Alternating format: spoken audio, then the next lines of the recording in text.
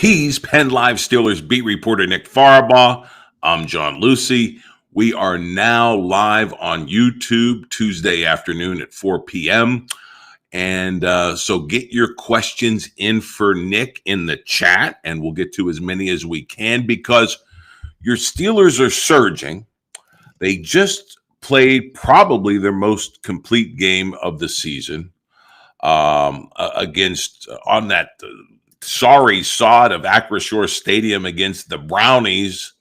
But and it was, really a sweet game to watch, except for when Boswell had a slip on that field goal. We could have had another 3 points there. But this is a short week. We face the Bengals and surprise Joe Flacco on Thursday night down in the jungle. And historically, Tomlin is not good on Thursday night. This is setting up as a classic Steelers stinker. The record against the division on the road on Thursday is abysmal.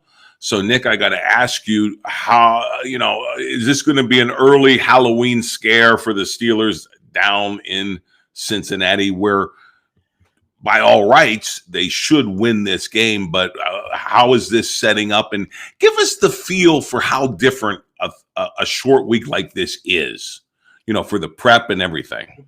It's really different for these players. I mean, everything is condensed, right? So really, you only get one practice. They didn't walk through yesterday. That's always by design. They don't do anything on Monday outside of watch the film, go over what happened against Cleveland, and then they start to also go over Cincinnati. So think about this. So Monday usually is like rewind, right? Like, let's watch Sunday's tape. Let's talk about what we did well, learn from it. Cool. Tuesday, off day, rehab, whatever you need to do. You don't practice, you go in for lifts maybe, but some guys don't even come to the facility on Tuesdays. The player's day off. So the players didn't have the day off this week.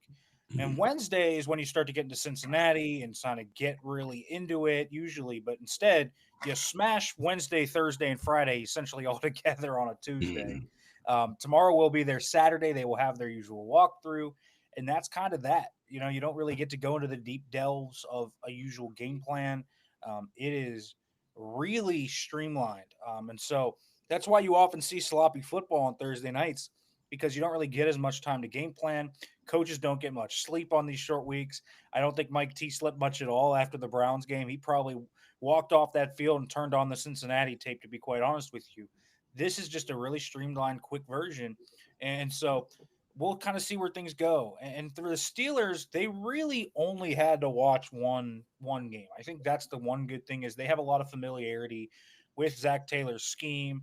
I think the defensive side of the ball was a little bit more probably intensive because that's probably where they spent a lot of their time coaching wise. But we're just watching what Flacco did, kind of seeing how he worked with Chase and Higgins and those types. I think that was probably the focus there. But this game, it is trap gamey, isn't it? The Browns one, I saw a lot of people saying, "Oh, the Steelers are going to lose to the Browns," and I never really understood that one. Steelers were a better team. They were coming off the bye. They are great coming off a bye under Mike T. This one, they're 0-6 in Thursday Night Football road divisional games under Mike Tomlin. They're 2-8 on road Thursday Night Football games under Mike T.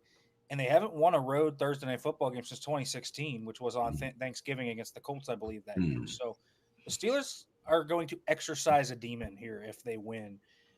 They exercised the Foxborough demon, though, didn't they? So maybe I think the Steelers should be favored on the field, but there's Thursday night voodoo. I think has people kind of saying, maybe they don't win this game.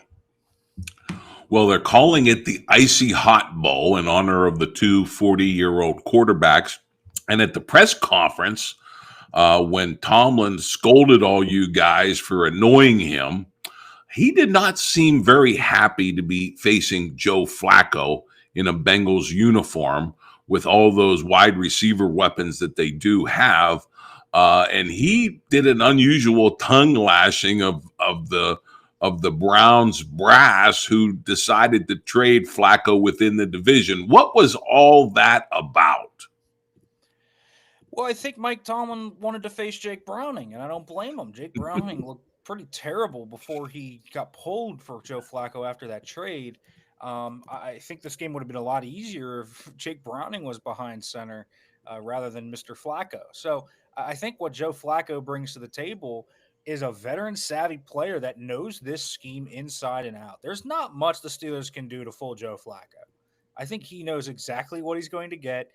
He knows exactly what they're going to do. And that makes it tough, I think, on the Steelers to fully kind of get their cachet going because they can do as much as they want. But Flacco's played this team, geez, I think it's between the playoffs. I think it is literally 25 times. That's a long time. And the scheme hasn't changed that much. And so it's just annoying, I think, for Mike T to have to face Joe Flacco. I mean, remember what he said about Anthony Richardson, Yeah. a few weeks ago, where he said, I wished that we didn't injure Richardson because Flacco came in. And Flacco is one of those old school vets. And I think what the kind of old school veteran I kind of talk about is these guys are a little bit of a different breed, right? They kind of know how to look at schemes. They know how to kind of break that down. All of that is there for them. And Flacco is just really good at dissecting the Steelers scheme. And I think that's very important when you kind of take this down. So I think that's part of where he's coming from. Also, I think Mike T getting a nice little boost behind Kevin Stefanski. I think that that's a coaching fraternity thing. He and Stefanski worked with each other in Minnesota when Mike T was the DC, so they've had a long relationship and know each other. So there's a few angles to that, but I don't think he wants to face Joe Flacco. The Steelers organization probably has more respect for Joe Flacco than any other in the NFL. And trust me, they've seen a lot of Joe Flacco, haven't they? Oh, yeah. But Flacco, for his part, has to face that trio of potent Pittsburgh pass rushers, and they are hitting on very high notes, especially the youngest of them, Nick Herbig, who everybody's now declaring a superstar Steeler after he is now leading this team in sacks and just looked phenomenal in this game and in this rotation. And that, I was reading a lot about comparing his game, and a lot of people compare it to TJ Watt. Do you see the similarities and just break Herbig down and what he's doing and how he's taken a step each year? Different player than Watt, but obviously TJ kind of was his mentor, so I can't be surprised at that. So there's a lot of moves that he stole from TJ. He probably has a deeper bag than TJ, believe it or not. TJ is very he knows what he has in his bag, and he utilizes the same 2 or 3 moves, but he's obviously been so good at it for so long, he doesn't need to switch it up. Herbig is so explosive. I think in terms of pure pass rushing, and I tweeted this out during the game, and it's a bit of a controversial opinion. I straight up just think Herbig's the best pass rusher they have. I really do. He is a pure pass rushing demon. That is what he is. He's explosive. He is more powerful than you think he is. He is undersized, but don't let him fool you. He could still rock you back on your legs if you don't anticipate it, which makes his speed so much more deadly. We are talking about a guy that is just a dynamic football player in all respects. He's improved greatly as a run defender. His hands are heavy. He's got a high football IQ. He can move in space well, too. The real thing that separates Herbig is he can rush from anywhere on the formation. Where I think, we talk about TJ and we talk about Highsmith as being one-sided more so, and they don't really rush very well over the interior either. Herbig can go to either side, and he can rush over the middle, and it changes the entire complexion of what this team can do up front. And so Herbig is just a dynamic weapon, and he is somebody that they have essentially, I think, gotten into this point where they kind of have to pay him next offseason. It's crazy, right? Is anyone against paying 3 edge rushers? I'm not. And so I think, you talk about Nick Herbig, he's the future of that room. And what a heist of a pick he's going to be when you look at him. 4th round pick for this guy. Really, maybe one of the best moves that Omar Khan made in that 2023 draft. The Steelers were picking much earlier in that draft in that 3rd round. He trades back, I think, like 14, 15 spots. They get Darnell Washington and pick up a 4th to get Nick Herbig. Oh, wow. Really sound business right there from Mr. Khan. So I think Nick Herbig is a star, and he has proven that. He is so deadly. And now they have 3 just star edges, and it might be I don't know, is there a better edge room in the league? The only one that I can think of that even comes close is the Packers with Gary, Van Ness, and Parsons. So, yeah, it's a real dead league room that you have to deal with here. Right. And I know kudos to you a couple weeks ago. We were saying, well, do you trade Highsmith because Herbig is coming into his own? And now I think a lot of people are seeing the value of this trio. But we did get a question on the chat when we were chatting up Nick Herbig, saying, that this surging 23-year-old is going to have to be paid next year. So is there any way that he could be the trade bait for that, franchise quarterback in the 2026 draft? Or is if you had to trade one, you would trade Highsmith, but Mhm. I don't want to trade any of them. Mhm. Right? You don't want to trade any of them. And sometimes you need to trade that player to do it. I mean, the Panthers had to do it to go up to number 1 to get Bryce Young, but I don't think they'd have to go up that far. They wouldn't, even if they went up 24-10, I'd rather trade my 2 firsts and multiple Mhm. picks than trade Nick Herbig. Like, I just would. Do you know how hard it is to find elite edge rushers? You have 3 of them. Like, you have Mhm. 3 of them. It's an embarrassment of riches that the Steelers can afford because they don't have a franchise quarterback and they're not paying one. And so as a result, they're going to be able to do that. And he's the type of player, I think back to 2019 when they had the similar embarrassment of riches. You saw, you had Stephon Tuitt coming into his own. You had Cam Hayward breaking into his all-pro form. And then there was a young guy in 2017 by the name of Javon Hargrave who Mhm. became a star, and they let him walk. They Right. were paying Ben at that time, though, and they were paying, all these other stars and just kind of rattled up to the point where they couldn't pay Javon Hargrave. Well, they don't have that issue now. They have a lot of cap space. They can pay Nick Herbig, and they don't have to worry about it. So, yeah, I'd pay Nick Herbig. I'd keep them all, and I wouldn't touch that room. Keep it as it is. Sawyer is a good 4th edge too. I mean, Mhm. they have 4 good edge rushers. Let's keep it that way. And as the late great Al Davis once said, the quarterback must go down, and he must go down hard. And the Steelers, if you look at the stats, are putting a pounding on quarterbacks. And Jalen Ramsey's getting in on the mix with some of these blitzes. And Mike Tomlin had really high praise for Ramsey getting himself in playing shape for that Browns game and making a hell of an impact in that game. And we talked about how kind of he was an enigma in training camp, and we weren't sure how he was going to fit into this Steelers culture. But man, he looks very comfortable, and he's making life uncomfortable for the offenses that the Steelers are playing. He looks just great, and more than that, he just feels like a Steeler, and it feels. I mean, I hope he retires as a Steeler. I don't want to see this guy go anywhere. Talk about Ramsey and just how he has. Tomlin has fallen in love with him. The fans love him, and he seems to love Pittsburgh. He does. I mean, he is kind of quintessential Steeler, right? He feels like the type of guy that would fit right in with the 2000s teams. I really actually believe that. When you think about kind of what he did and kind of how he has rounded into shape, he has just been their do-it-all weapon at all points this season. He's a safety. He's an outside corner. He's a tight end eraser. He's a nickel. Like, I don't know what he doesn't do. It's probably easier for me to list off what Jalen Ramsey doesn't do at this point than what he does. He's good in man-to-man. He hasn't really lost much of a step athletically. We saw him do a lot of crazy athletic things over the first 5 weeks.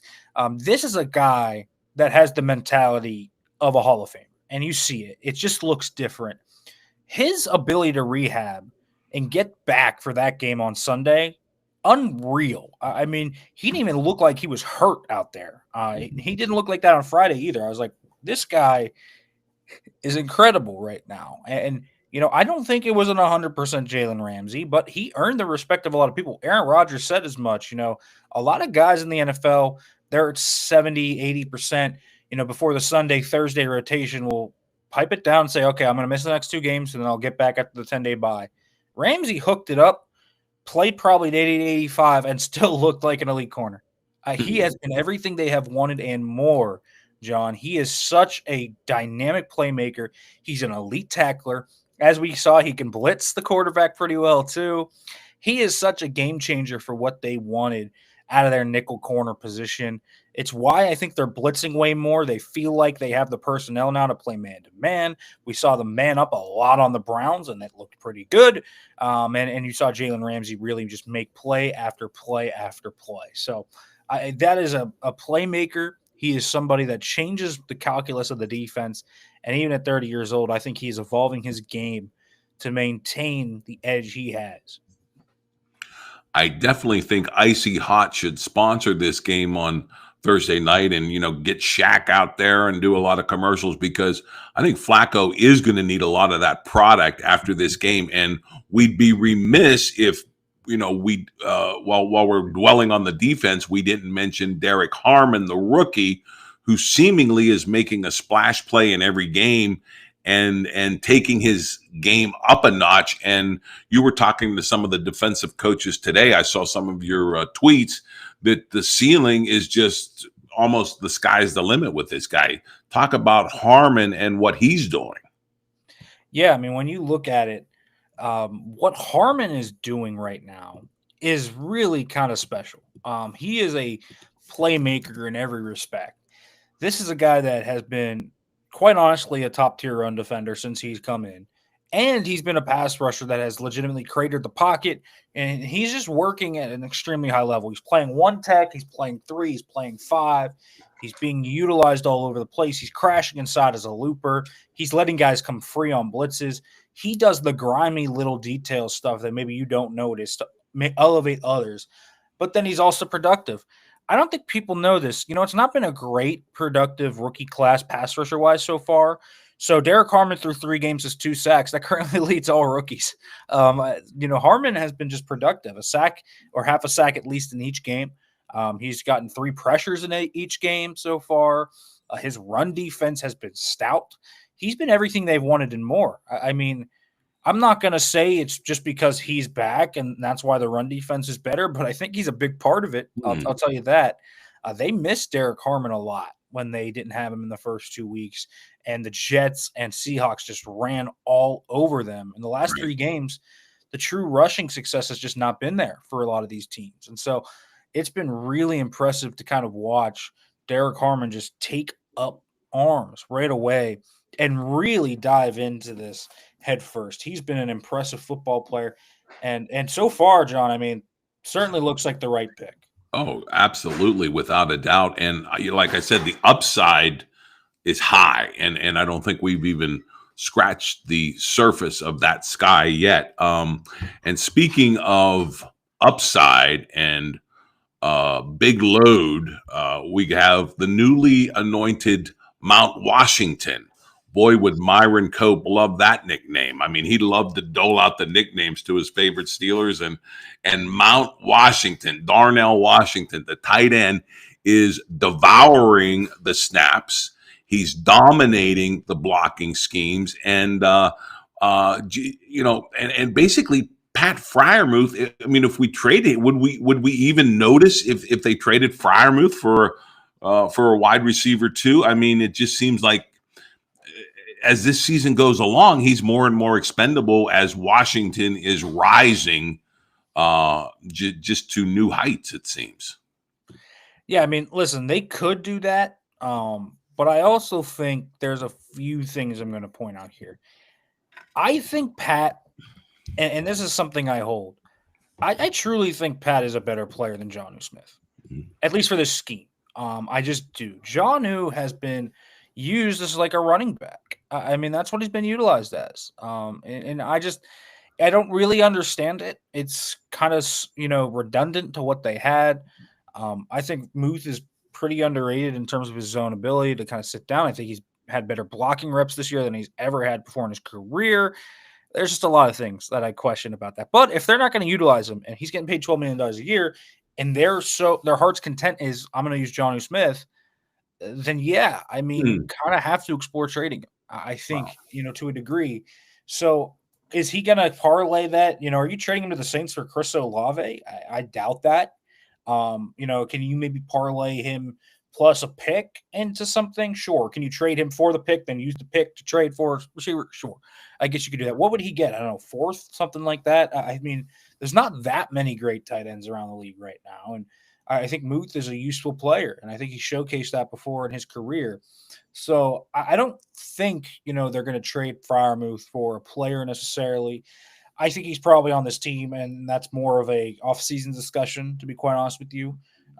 But if the right deal comes along and a team says, hey, we'll take Freiermuth and we'll give you this receiver that you like, could I see it happening? Sure. It's not out of the realm of possibility, but I do think they're misusing him. I personally would rather see more of him than more of Jonnu Smith. But not less of Darnell Mount Washington, right? No.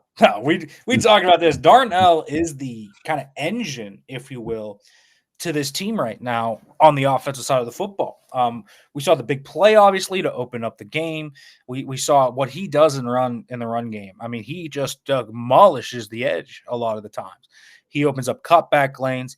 Darnell has to continue to be tight end one, and that's kind of what's happened. He's grown into that. And, we talk about Herbig getting an extension this offseason. Well, I think number 80 needs an extension this offseason. So he's just kind of taken that next step, I think. But, Freiermuth is just in a rock and a hard place right now. I mean, I think they need to utilize him more, but if they want to use Jonnu more, then that's kind of going to be what it is. It is what it is. But Washington can't come off the field.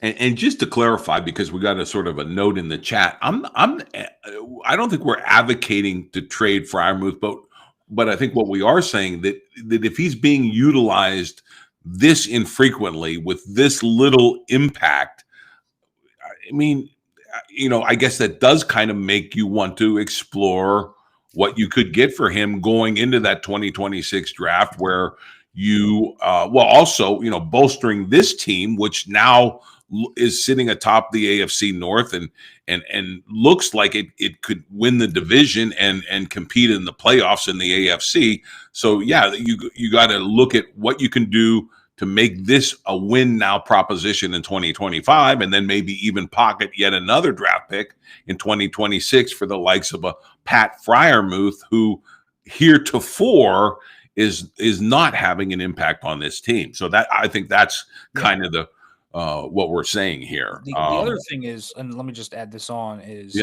you're paying $24 million to two tight ends. They're not getting their bang for their buck from either of those deals right now.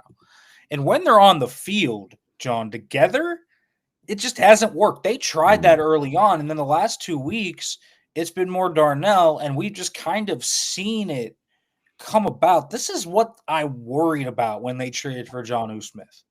This is kind of – it's a weird fit, right?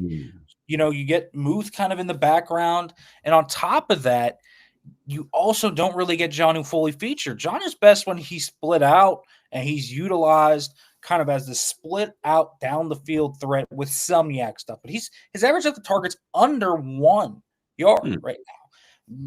Freiermuth just isn't getting any targets at all, but they're utilizing Jonnu too much from an inline perspective. Here's what I'll say.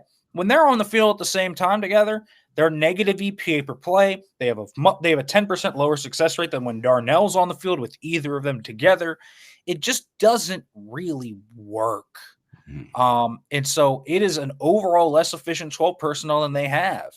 And it's the worst actual personnel grouping they have on the tight end side of things together. And so it's just a weird fit. And that's kind of what I think has been a realization of this. And I think Muth is a real weapon that they could use, but I just think he's kind of getting pushed to the background right now. I want to hit you with a couple quick opinions that I found on the interwebs. And again, for the chat guys, these are not necessarily my opinions. I find them provocative, and I just want to run them by Nick to get his take on it. One is from Steelers Depot. Quote, at this point, nothing has really changed regarding Broderick Jones past 2025. His fifth-year option will likely be declined. The team very likely needs to think long and hard about their 2026 starting left tackle, either free agency or gulp draft again. What do you say about Broderick Jones, who got some decent reviews after this Browns game? This is probably going to rattle some chambers here. I don't really think Broderick Jones played that well on Sunday. Here's what I'll say. Taking Myles Garrett out of the game was a far more game plan related thing. They slid Sayamalo to that side. Darnell was chipping on that side. They actually put the chippers out a little wider just so Myles Garrett had to kind of take a different path. They kind of documented for the chip aspect, the inside move, and when they gave Broderick the rare one-on-ones, things didn't necessarily go very well. But Aaron Rodgers got the ball out really quickly, so it was okay. But they rolled away from him a lot. It was just a lot of things to do to minimize what Garrett could do.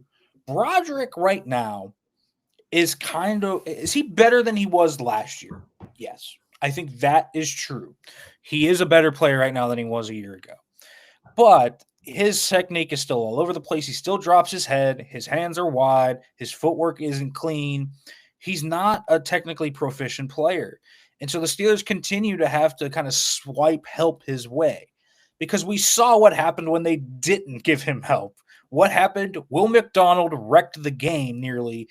Luckily, the Steelers were able to win that game in New York, but Will McDonald dominated that matchup. So Broderick Jones not only, in my opinion, has technical issues, but I just think is getting a lot of schematic help right now. And credit to Arthur Smith, credit to Sayamalo, credit to Darnell, credit to Spencer Anderson, credit to all those guys that are chipping in there to help it out. But Broderick Jones right now is not a good left tackle. I think that's what we have to say bluntly. Is he surviving? Is he doing his job as best he can? Yes, he is. And good for him. But that doesn't necessarily mean he's the future at left tackle. So I don't think that take is that far off, to be quite honest with you right now. But it's 5 games. Let's see where things continue to go with Broderick. And we shall see. I got another take from radio star Andrew Filipponi, who says this: if the Steelers had George Pickens right now, they'd be the Super Bowl favorites. Hey, I have Pickens in fantasy, and he's rolling up the points. But is there something to this? Looking back in history, saying, hey, if you have Pickens on this team right now, does that solve all the problems we're talking about with wide receiver 2? I mean, I guess, but he's an alpha dog type of player, and I think we know that. And we know that his personality didn't necessarily mesh there. They traded this dude for a reason, right? They didn't just decide one day we got to trade him. If George Pickens, if they trusted George Pickens enough to give him a second contract, one, I'm not sure they ever would have traded for DK Metcalf.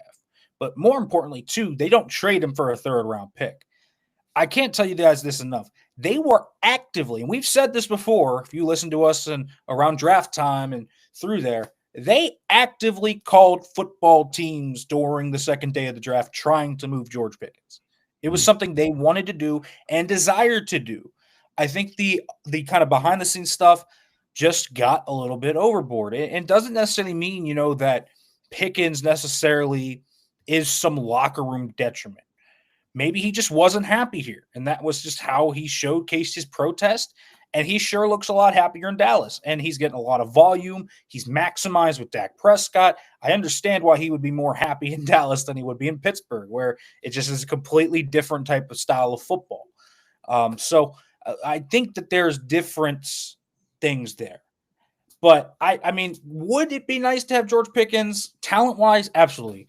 Never questioning the talent of George Pickens. He is a good football player. He's a good wide receiver.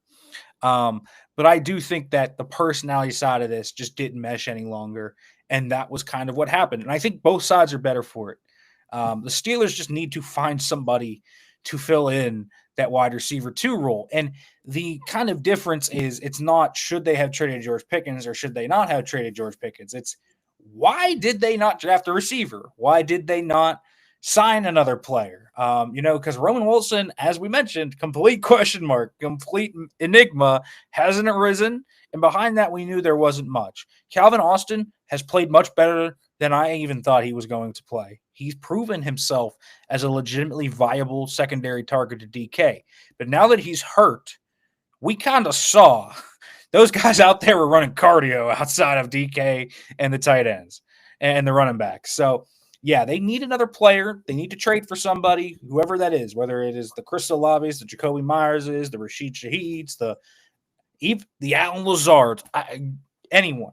They do need somebody in this room. So we'll see.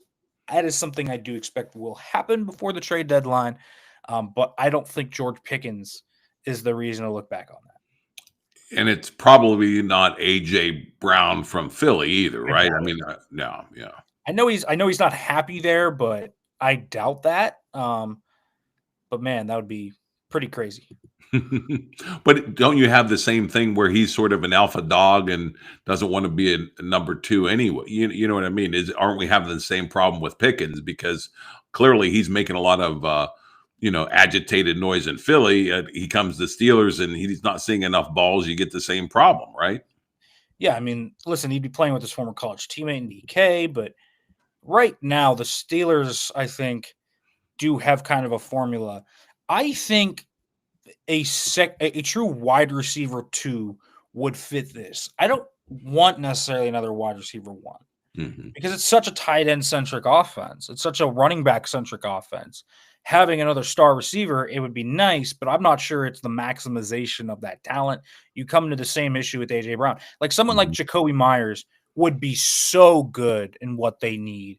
Olave, right, would be good. Shaheed, that tier, not necessarily the A.J. Brown tier of players. But I do think, if to me, the top target for them this trade deadline, if the Raiders continue down the path they are on, and we know Jacoby Myers requested a trade out of Las Vegas before this season, that to me would be the trade to make.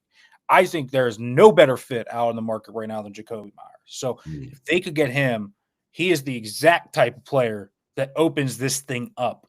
And that, I think, when you add Calvin Austin to that room, you have Calvin Austin, if you add Jacoby Myers plus DK Metcalf, you know what it does, John? When the Steelers get down in a game and have to go 11 personnel and can't go 12 and run the ball and play the ball control style that they're doing, then I have belief they might be able to mount a comeback. And I think that's something that I think is the next gear of this offense. But to do that, I think they need another receiver. No, that I think you're spot on. And speaking of the offense, Arthur Smith is getting a lot of positive reviews this week. He's said to be going to be a head coaching candidate again this coming off season.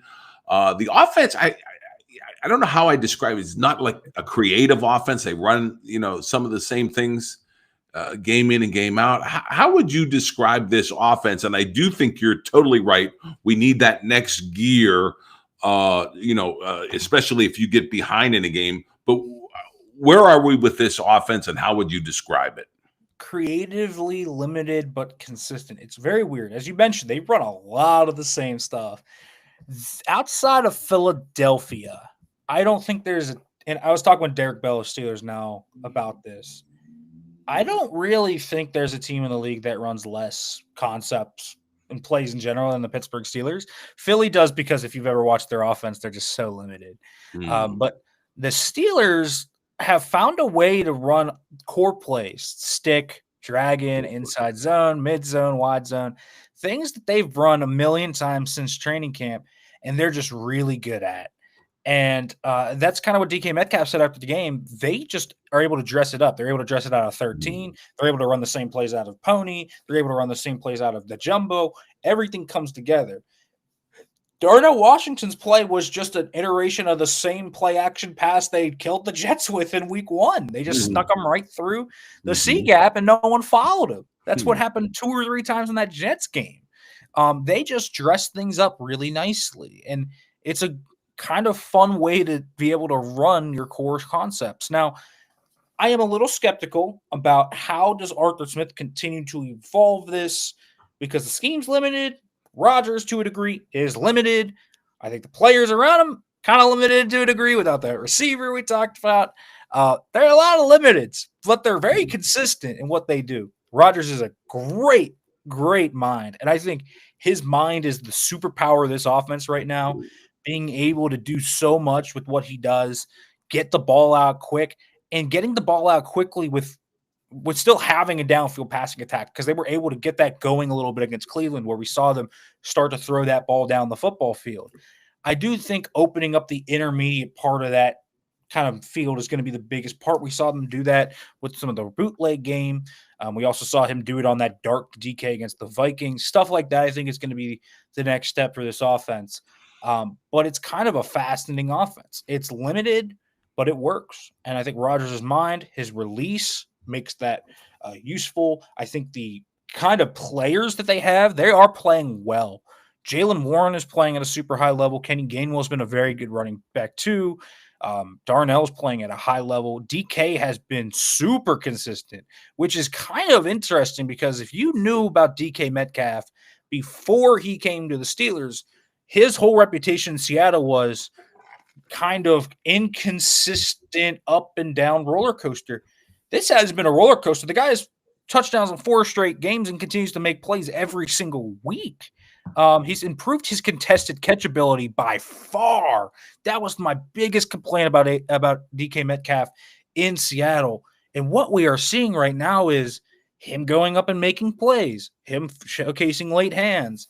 He had Tyson Campbell in the chamber on Sunday. I mean, just a lot of really good things to see from the offense. So they need to, I think, still evolve and figure out another gear.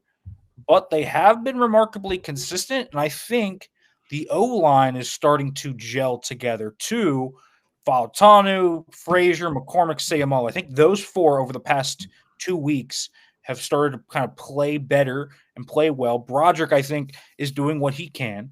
And so all of that has come together and created an offense that is consistent. They score over 20 points in every game but the Seahawks game. So that's positive. And they do drive the ball. I think that's the one thing, John, right? It's not like they're going 3 and out. You know, remember with the McCann offenses, the whole thing was, it's not about getting to the red. It's about not getting in the red zone. It's about, can you even get to the red zone, right? Just 3 and out, 3 and out, 3 and out. The Steelers, with this Aaron Rodgers offense, have been able to drive the football, and they have more points on opening drives this year than they had all of last year already. So they're just able to be productive really early in games, and I think that's been really positive. The scripting of these drives has allowed the Steelers to get out to early leads and fast starts, and that allows them to play in their neutral script where they can run the ball, play ball control, and they don't have to go 3 wide and put all these passing situations out there, because I think that's where they're at their worst. All right. Well, we've given out a lot of kudos to these Steelers on offense and defense this past 37 minutes. So, Nick, let's wrap this thing up. How is this Thursday night trap game in Cincinnati going to unfold? Give us your predictions. Well, listen, I think that this Cincy team with Flacco at least is peskier than it was with Jake Browning.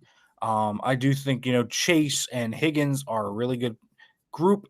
But I do kind of think when you look at it, I mean, I think the Steelers have the corners to match up, at least slow them down completely.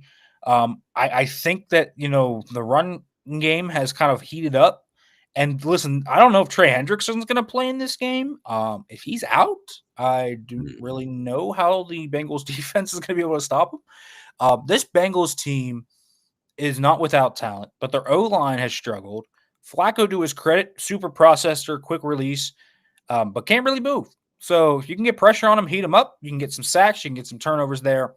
I think the Steelers, where they stand right now, if they show up and play like they should win this football game. I think they exercise their demons. I think they do win this football game. I understand a lot of people have bad feelings about this game and kind of where it comes from, but if you look at the matchup on paper, the Steelers are the better football team. And I understand it's a divisional opponent. It's on the road Thursday night. Cool. A lot of things to be worried about. The Steelers are the better football team. They match up well. There are matchup problems all over the field, in my opinion, for the Steelers against the Bengals. And so I just feel like this is going to be a game. It might be closer, it might be a little uglier than you want it to be, but I think the Steelers go there and win and move to 5-1. And would not that be sweet? 5-1. Then you get a little mini bye before the big Aaron Rodgers reunion with the Green Bay Packers at Acrisure Stadium on Sunday Night Football. That is going to be must-see TV. We'll be talking about it all next Tuesday and wrapping up whatever happens down in the jungle. So there you have it for this edition of The Breakdown. All that's left to say is go Steelers, beat those Bengals.